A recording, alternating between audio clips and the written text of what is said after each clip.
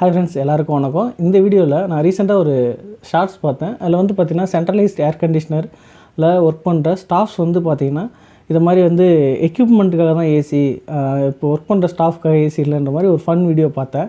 அதுக்காக தான் இந்த வீடியோ பார்த்திங்கன்னா நம்ம ஒர்க் ஸ்டேஷனில் எவ்வளோ டெம்பரேச்சர் மெயின்டைன் பண்ணோம், அது என்ன ஸ்டாண்டர்டில் நம்ம மெயின்டைன் பண்ணுறோம் அப்படின்றது தான் நம்ம இந்த வீடியோவில் பார்க்க போகிறோம். ஒர்க் ஸ்டேஷன் டெம்பரேச்சர் நமக்கு 24 ± 1 டிகிரி, அதாவது 23 டிகிரி வரைக்கும் போகலாம்.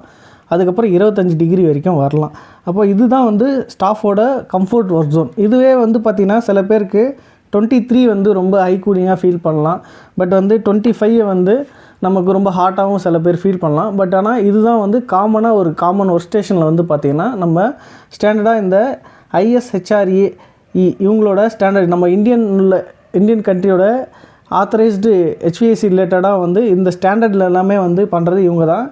India society of heating refrigeration and air engineers. இவங்க சொல்கிற அந்த லிமிட்ஸ் பேஸ் பண்ணி தான் அந்த நிறைய டிசைன்ஸை வந்து அப்ரூவல் பண்ணுறது எல்லாமே இவங்களோட ஸ்டாண்டர்ட்ஸை பேஸ் பண்ணி தான். அப்போ அவங்க வந்து என்ன சொல்கிறாங்கன்னா இந்த 24 ± 1 டிகிரி தான் வந்து ஒரு ஸ்டேஷனில் நம்ம மெயின்டைன் பண்ணுறோம். அப்போது அது வந்து சில பேருக்கு ஏர் ஃப்ளோஸ் வந்து டைரெக்டாக போடும்போது ஹை கூலிங்காக ஃபீல் பண்ணலாம். பட் இந்த 24 to 25 தான் ஸ்டாண்டர்ட். இது ஒரு ஒர்க் ஸ்டேஷனாக இமேஜின் பண்ணிங்க. இங்கே வந்து ஒரு சென்ட்ரலைஸ்ட் ஏர் கண்டிஷ்னர் வந்து ஒர்க் பண்ணுது. இதில் வந்து பார்த்திங்கன்னா நமக்கு சில் ஏர் வந்து பார்த்திங்கன்னா ஒரு 18 to 20 டிகிரியில் வந்து ஒர்க் ஸ்டேஷன் உள்ள அந்த கோல்டு ஏர் வரும். இது வந்து பேஸ்ட் ஆன் அந்த ரிட்டர்ன் ஏரை பேஸ் பண்ணி இங்கேருந்து 23 to 25 டிகிரி ரிட்டர்ன் ஏர் வந்து இங்கே உள்ளே போயிட்டு நமக்கு இதே ஏர் தான் சர்க்குலேட் ஆகும்.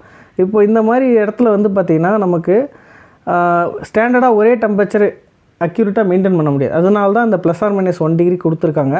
மேபி இந்த ஏர் ஃப்ளோ டேரெக்டாக சில பேருக்கு படும்போது ரொம்ப கூலிங் அதிகமாக ஃபீல் பண்ணலாம். பட் இந்த ஏர் ஃப்ளோ வந்து நம்ம கட் பண்ணிட்டோம் அப்படின்னா அப்போ இந்த லொக்கேஷனுக்கான ஏசியே வந்து ஓவராலாக நமக்கு க்ளோஸ் பண்ணுற மாதிரி அர்த்தம். அப்போ வந்து நமக்கு ஒன்று டைரெக்ஷன் மாற்றினா நமக்கு ஏர் ஃப்ளோ வந்து டைரெக்ஷன் மாறி அதே டிஆர் அந்த கூலிங் வந்து நமக்கு மற்ற இதுக்கு கிடைக்கும். பட் இதை வந்து நம்ம க்ளோஸ் பண்ணக்கூடாது. இங்கே இருக்க ஸ்டாஃப் வந்து இப்போ ஹை கூலிங் வருது, இங்கே இருக்க ஃப்ளோ வந்து க்ளோஸ் பண்ணணும் அப்படின்னா நான் ஆல்ரெடி சொன்ன மாதிரி இங்கே இருக்க ஒரு டிசைன் டிஆர் வந்து நமக்கு அஃபெக்ட் ஆகும்.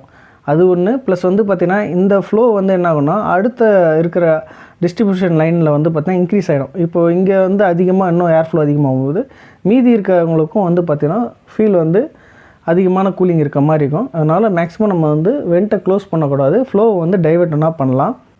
இந்த வீடியோவில் நம்ம ஸ்டாண்டர்ட் டெம்பரேச்சர்ஸ் பற்றி தெரிஞ்சிருப்போம். சென்ட்ரலைஸ் ஏர் கண்டிஷனர் ரூம்ஸில் எப்படி கண்ட்ரோல் பண்ணுறாங்கன்றது. அதே மாதிரி உங்களுக்கு அந்த 23 to 25 இருக்க டெம்பரேச்சர் லிமிட்ஸில் வந்து உங்களுக்கு ரொம்ப கூலிங் அதிகமாகவோ இல்லை ரொம்ப கம்மியாக இருக்கோ ஃபீல் பண்ணிங்கன்னா இண்டிவிஜுவல் மீட்டிங் ரூம்ஸ் வந்து நீங்கள் யூஸ் பண்ணலாம். அது சில லொக்கேஷனில் வந்து பார்த்தீங்கன்னா உங்களுக்கு அட்ஜஸ்டபிள், நீங்களே வந்து அட்ஜஸ்ட் பண்ணிக்கிற மாதிரி தெர்மோஸ்டாட் கொடுத்துருப்பாங்க. சில லொக்கேஷன்ஸில் வந்து பார்த்தீங்கன்னா நீங்கள் அந்த ஆத்தரைஸ்டு டீமுக்கிட்ட நீங்கள் அப்ரூவல் வாங்கி உங்கள் ஹெல்த் இஷ்யூஸ் எதுனா இருந்ததுன்னா அதை பேஸ் பண்ணி நீங்கள் ரெக்வஸ்ட் பண்ணிங்கன்னா அதை பேஸ் பண்ணி உங்களுக்கு டெம்பரேச்சர் வந்து அதுக்கேற்ற மாதிரி அவங்களே BMSல வந்து செட் பண்ணி கொடுப்பாங்க. இந்த வீடியோ உங்களுக்கு புரிஞ்சிருக்கும் நம்புறேன். அதே மாதிரி ஐடியில் ஒர்க் பண்ணுற யாரா உங்கள் ஃப்ரெண்ட்ஸ் வந்து ஏசி ரிலேட்டடாக வந்து இது மாதிரி கம்ப்ளைண்ட்ஸ்னா ஸ்டாண்டர்ட் டெம்பரேச்சர்னா என்ன அப்படின்றது அவங்களுக்கு புரிஞ்சிருக்கும். இந்த வீடியோ ஷேர் பண்ணுங்கள், லைக் பண்ணுங்கள், கமெண்ட் பண்ணுங்கள். தேங்க்யூ.